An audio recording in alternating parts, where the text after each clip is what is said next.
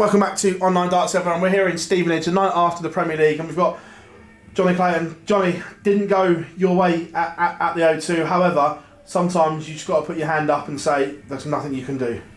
To be honest, yeah, I think you summed that up perfect. It didn't go my way. I stood behind Gogh thinking to myself, please hit treble one for a change. But to be fair, he was fantastic. All jokes aside, he was brilliant. I couldn't do anything. The quicker the longer the game was going on, the quicker he was going out. It was like, he was fantastic. I couldn't get going at all, but the pressure he kept me under, he was brilliant, fantastic. When you're stood behind him, watching him hit everything, are you thinking, just please don't be a whitewash? To be honest, at one point I was thinking, where am I going to get a leg from? Because everything he done was basically perfect. Every throw basically was a true treble. And it's brilliant. That's all I can say. Fantastic.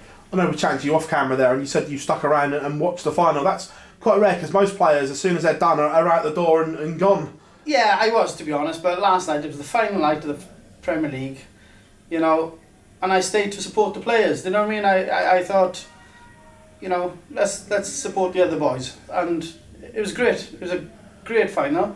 It was a great match between the two Michaels. So, to be fair, I think for the viewers, I think it was a good night. In the final, Gogh went in as favourite, but it just shows you can never write off that Dutchman called Michael van Goimg. No, that's true, to be honest. But, like we always say, that's a funny game. 1 minute, everything goes. The other minute, nothing goes. You don't do anything different. It's just the quicker you can relax and just let them go nice and easy is the time where your game is good. It's when you start thinking and you think to yourself, right, I have to hit trebles now to keep up into this game. That's when it gets hard. And, it happened to me last night. I was just hoping to hit 2 trebles. I had to, just to stay in the game with him. But, like you say, he had everything in the first game against me.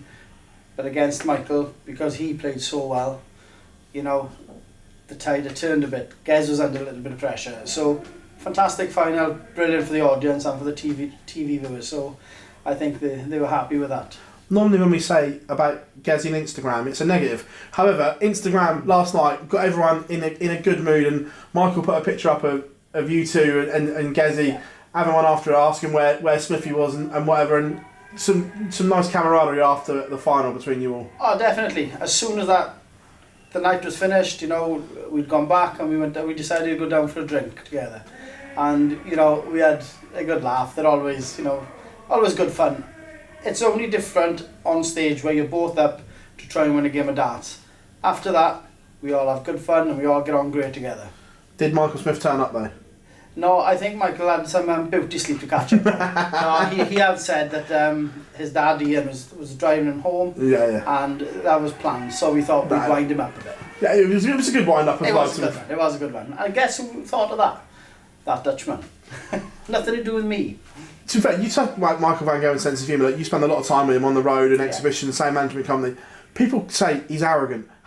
It's totally not. He has got one of the best sense of humours I've ever come across, hasn't he? He is a nuisance. He is just in everybody's face at all times. He's a funny guy.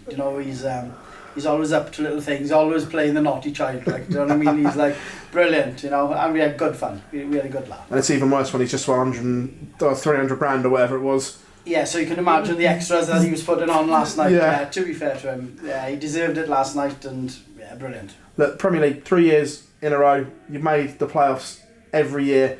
Your love affair with it continues. Yeah. You've done both sides of it. You've done the old format and the new format, and Jonny Clayton does what he does. But which one have you preferred? I've liked both. Obviously, the first one, it was new, but there was no crowds because it was COVID, whatever. But I think I prefer the playing for the £10,000 at the end of the night. Yeah. Because it keeps everybody hungry. Because, nobody can turn away £10,000. So it gives that little bit extra. I think on the 1 game a night, I think, I could use Peter Wright as an example. Because Pete was on the bottom of the table this year, he could have lost interest a long time ago. But, you know, he hadn't. He came back and he was trying to play for that £10,000. So I think that's a good thing, because it keeps you hungry and it keeps you wanting to win that £10,000. I don't know if they'd ever think of changing it back to the old format. I don't know. I genuinely don't know. But I think that would work, because it'd be different again. So it's just a personal preference. Which one you preferred more than anything? Not do you think they should change it or whatever? Because that debate's going to rumble on. Yeah, exactly. I think the only other way maybe you could do it is just like get the 10 players in. You play 9 weeks, and then the bottom 2 drop out, and then they play for the 10,000. Maybe that would look like is you know, but it's hard. It's a difficult one to try and keep everybody happy. Try and keep the players happy, and trying to keep the fans happy. It's difficult. We spoke to you on the media day, and you said that the Ellen and the kids were coming up. And normally, obviously, I've got to know you quite well over the last few years. Normally, you travel alone, and you might have Kendall sat there on my feet. When the kids and Ellen are there, is it more difficult for you because you're not used to it? Like some people bring their family all the time, but where they're not there for you all the time, is that extra pressure sometimes? No, I prefer it. I prefer when I can look over and I can hear kids shouting, "Come on, Dad," or Ellen shouting, you know, "Come on, Johnny boy." It's special. It's nice, you know. I wish you could bring them every time. Yeah. But obviously, kids are in school. You can't bring them out of school. Yeah, completely. But you know, Kendall's always with me, so I have always got somebody there with me. So it's a special moment, especially when you look down. Even when I lost last night, you know, I could look down there and there were proud faces there. So you know, I'm proud up on that stage, win or lose. So they were there with their Jonny Clayton replica shirts on and as well, and just chatting. They actually enjoy the dance as well, don't they? Yeah, they love it. My boy Clear, he is like, he'll play darts, but Fionn is darts mad. She watches everything on dart forums, everything she watches. And actually Ellen watches more darts than what I do, so how that's come across I don't know, but no, they love it. They love the sport, so it's good for me to be a part of playing it. Does Fionn play at all, does she, or not? She tries. She's not as good as him, but I think Clear's got the bragging rights of our, you know, teenage championship in the house, like, you know.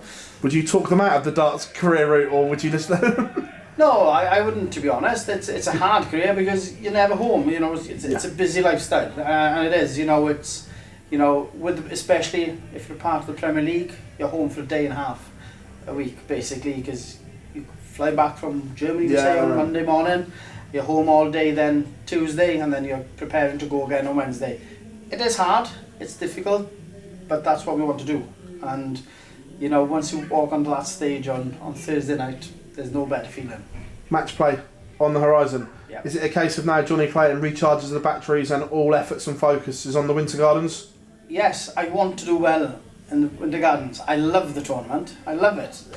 I just don't do well in there. So, you know, it's concentration, it's focus now, get back on the practice board because we have more time and aim for that. Is it important now that you do recharge those batteries, because 16 or 17 grueling weeks on the Premier League does take it out of you, so is now the preparation key for you? Yeah, I think so. You know, it's for all of us, I think, but you know what I mean, it'd be nice now to have a couple of weeks off, you know, the full weeks away kind of thing, but yeah, I think back to the drawing board, let's get ready for Blackpool. I know we spoke to you in lockdown and you just moved house. However, since then you've been Premier League all over the place. Has Ellen got a list of jobs that Castle Clayton needs fixing there? Castle Clayton. I saw the Croquet Lawn. No, I tell you one thing, it's like, you know, without this game I wouldn't be able to afford to buy Castle Clayton. But no, all jokes aside, it's great. You know, this game has changed my life, and I'll always thank it for that. You know what I mean? Brilliant, love it. Great opportunities. Meet so many different people. You know, it's fantastic. Fantastic. Just what you said there and the smile on your face. You said it changed my life with a massive smile. You were Jonny Clayton, the plasterer from Ponty Barham, and now you're the ferret that's broadcast around the world. That must be a warm feeling inside, knowing that you've got to the top of the sport. Yeah, 100%. You know, and like I always, the questions always pop up, you know, how do you feel playing on that stage? Well, I've sat in my living room watching those guys playing on that stage, and now I'm a part of it. So, there is no better feeling. When you missed out on things like the European Championships in that stupid season when it was elongate, like, did you get the ump watching people thinking, I'm not there?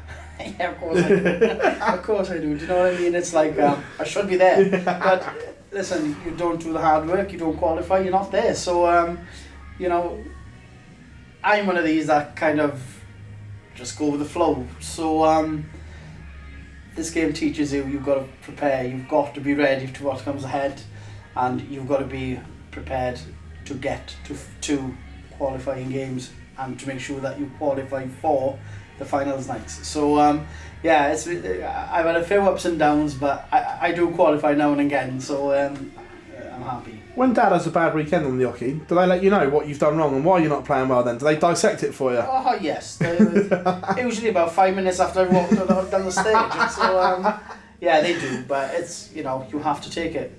You know, you can't have somebody, you know, bragging you up all the time if you're playing bad or whatever. You know, my shoulders are big enough, broad enough. You know, I'll take it, and that's what makes you a better person and a better player. Jonny, it's a pleasure to sit down talking to you, and thank you very much for your time as always, buddy. No problem, pal. Cheers. Cheers, Phil.